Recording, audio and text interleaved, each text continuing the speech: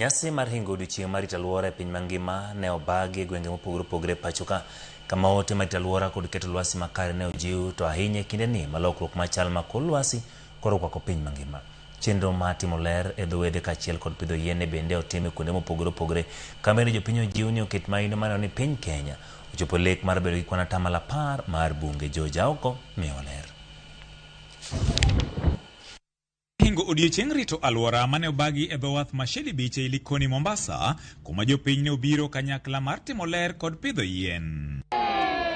Jang'ad bura e doho mar weche mag alwora e kaunti ma Mombasa, Justice Anthony Otengo, mane otelo ne nyasino, ne okoni en midhiero ni oganda mathoth osejwang'o weche mag alwora, gino momiyo kata mana buche motenore gi weche mag alwora michwalo e doho tin mokalo.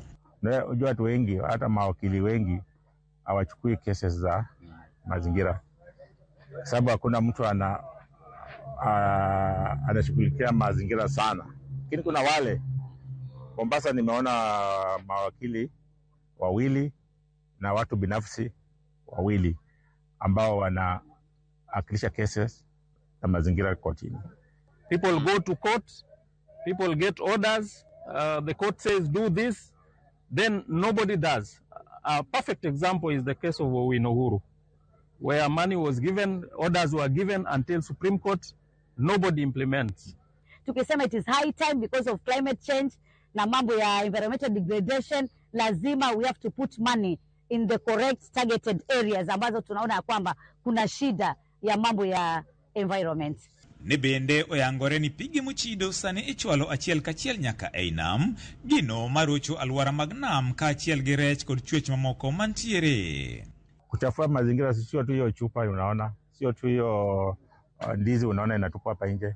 Kuna wale wamemwaga kemikali ndani ya pale pa storm water ambayo ilikuwa ni maji yapite, ametafuta njia na toboa, anapeleka choo ndani ya bahari. Hii bahari tusipoiangalia vizuri, watoto wetu hawatojua tafi nini. The planning in Mombasa must be done according to the law. That's number one. Number two, hii maneno ya NEMA, they have to do their work. People make noise for you here, you go to NEMA, they shift you to where. They have to follow up all the cases that they need to do, even before we go to court. Hizi industries tofauti ambao wanatengeza bidhaa tofauti, let's ensure tunatumia sana renewable energy na tunapunguza sana mambo ya emissions hizi ambazo sana ndo zinakuja zina pollute air. Nyasi market kod mano ne bende obagi e kaunti ma Kisumu e sikund primary mar Bugu, kuma jopuonj, jonyuol, jopuonjre kaachiel kod riwruoge mamoko ne obiro kanyakla kendo pidho yien. Maino gikone kaber to koro onego keti e pidho yiende manyago olembe mopogore opogore. Away from forest trees, as an organization bende wamedo promote ni mondo wapidh fruit trees. Kiche one okelo pesa, and number two bende en chiemo. Koro wang'iyo ni odiochieng'ni ka wawuok karka to nego wamed dhi pidho yien nikech it's also a national government agenda. Kendo wajiwo jopuonj, kendo wajiwo nyithindo ni wabeduru jomohero pidho yien. Adieri yien ber kendo yien loko alwora mar kama wadake. Omiyo jopuonj duto te, puonj duto momiwa kawuono mar alwora marwa, warit gi uru. Environment manigi yien, environment makata naturally is very beautiful. Kendo oneno maber kabisa. Adwa encourage ni if you at least cut one, you plant 10. George Aoko, Ramogi TV.